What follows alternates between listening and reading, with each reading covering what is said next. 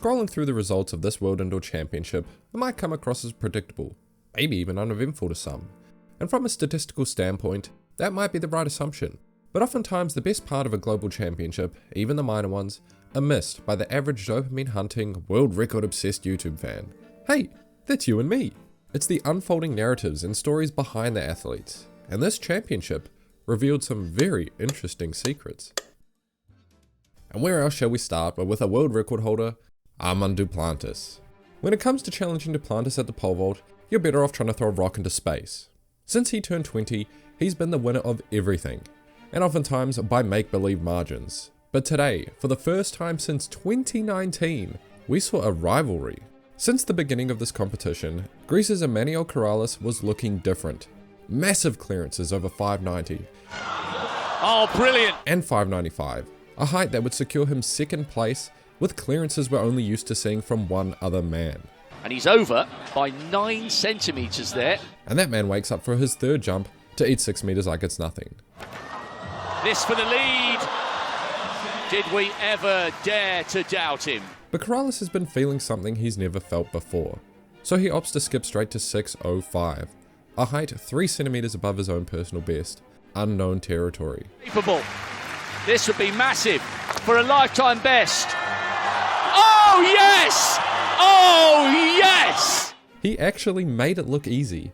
He's in inhuman form. He knows it, the crowd knows it, and Duplantis does too. Cometh the Greek rival to Mondo! But the celebration's short-lived. Duplantis also makes it, but it's a little less convincing than usual. Is Duplantis showing cracks? The next height's 610, and under pressure for the first time ever. Better! That's the mantra! Duplantis actually misses. Hear me out. When was the last time we saw Duplantis challenged? Being far and away the best for so long, do we actually know if he's good under pressure?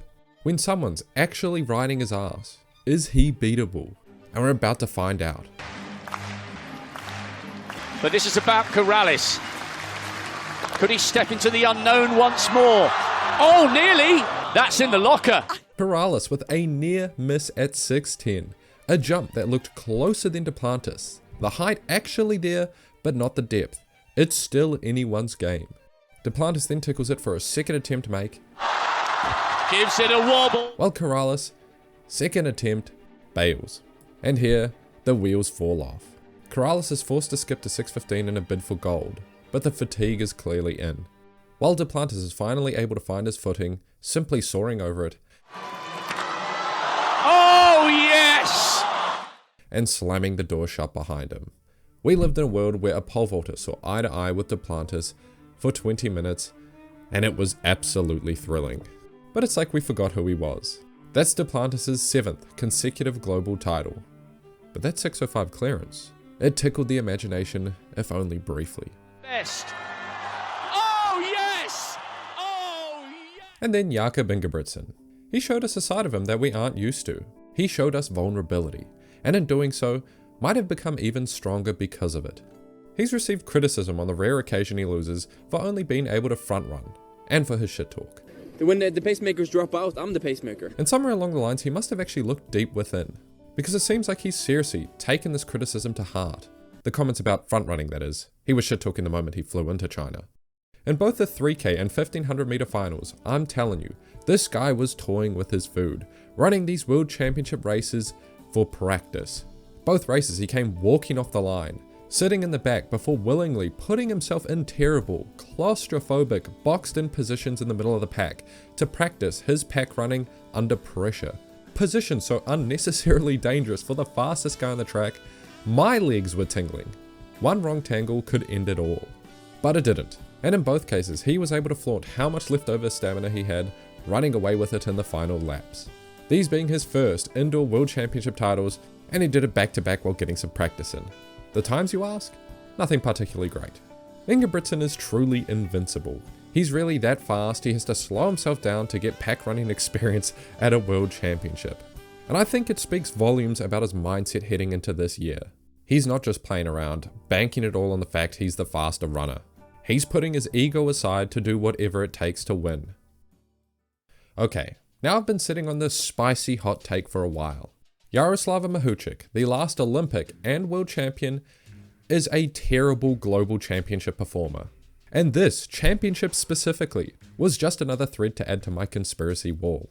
This women's high jump field was one of the most competitive fields at Nanjing. 3 of the 4 2024 Olympic medalists are here, throwing down for a title shot. And at 197 would be whittled down to 4 women. The 2 Aussie Golden Girls, Ollie Slugs and Patterson, making light work of the height, exceptionally clean clearances, first attempt, and the height indicating they have more in the tank. And that was miles clear. Next, Angelina Topic would miss, but looking promising. Oh, so close. While on the other hand, Mahuchikh, an uncharacteristically flat effort, a jump looking like it had no real signs of life. So with the scorecard looking like this, both Topic and Mahuchikh would skip their final 2 attempts in exchange for 2 goes at 199, aiming for a mere shot at gold. And here, it would get truly messy. Nicola Olisluggers would go close, every attempt, agonizingly so. It's a gold. Ooh! But just lacking those last millimeters to fully get her hips clear of the bar. Patterson not looking quite as sharp as her compatriot, but her attempts were nothing to scoff at. Oh, not to be. And Angelina Topic. Firstly, the balls to skip to a height she's never even cleared. Just admirable, embodying old school athletes and what it means to go for the win at all costs. And while it didn't quite work out this time, she had the closest 199 jump in this competition. Everything clear, but the ankles. She's coming for more soon. While Yaroslava Mahuchikh, the world record holder, the world and Olympic champion, never woke up from her sleeping bag. As a reminder, this is her attempting a height 11 centimeters below her world record. Or she doesn't have a chance to win the title. No. And that's where it ended. 197 the winning height. Unusually low. Nicola Olisluggers walking away winning on countback, Patterson in silver, Mahuchikh in bronze, Topic missing a medal again. Yeah, you could chalk it down to a one-off extremely poor championship performance by Mahuchikh. She usually is a 2-meter merchant after all. But that's just it. She usually wins global titles with 2-meter jumps. The 2023 World Champs, 201. 2024 Olympics, 2 meters flat. These heights are some of the lowest winning heights in modern championship history. In the last 10 Olympics, going back to 1984, 2 meters would have won 1 other Olympics. And in the last 10 World Championships with a height of 201, she wouldn't have won any. With these jumps, she's actually kind of lucky to have any titles. Yes, obviously, on a good day she can jump out the gym, having posted 10 jumps over 203. Yet only one of these big jumps was at a global championship. I'm telling you, the pressure gets to her no matter how hard she tries to play it cool. And on the other end of the championship spectrum, we have Militiadis Tentoglou in the men's long jump, who is probably one of the greatest championship performers in the entire sport, if he wasn't losing his mojo. I've lost my mojo! Since 2021, out of 6 global championships he's competed in, he's only lost once, and even then he came second. Today, in his first jump of the competition, he weasels out a measly 781. On the board, and that's a modest opener. While right after him, Adcock from Australia, apparently the best sporting nation in the world, 828. 1st of March. Well, that's another good jump, isn't it? Adcock is a guy who struggled to make distances for these events, to now a near-winning jump round 1.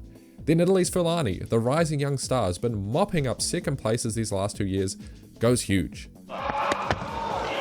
Very close on the board, and that's over 8 meters. 8.30 meters. Then Jamaica's Pinnock, 828. Oh, that's another. And even Izumiya, a Japanese hurdler, having a go at the long jump, 821. For the very first time, Tentoglou is struggling at a championship, while everyone else is having the competition of their lives. And the rounds would count on by. Pinnock would improve his best in round 4 by 1 centimeter, shaking up the ranking slightly. And this is how the competition would sit. That is, until round 6, Tentoglou lined up for his final effort, cornered by impending defeat, a pressure upon his shoulders like no other, and he's able to pull out this jump. It's good, but how good? Oh, he gets the red flag. Big enough to challenge for the win, but he's given the red flag.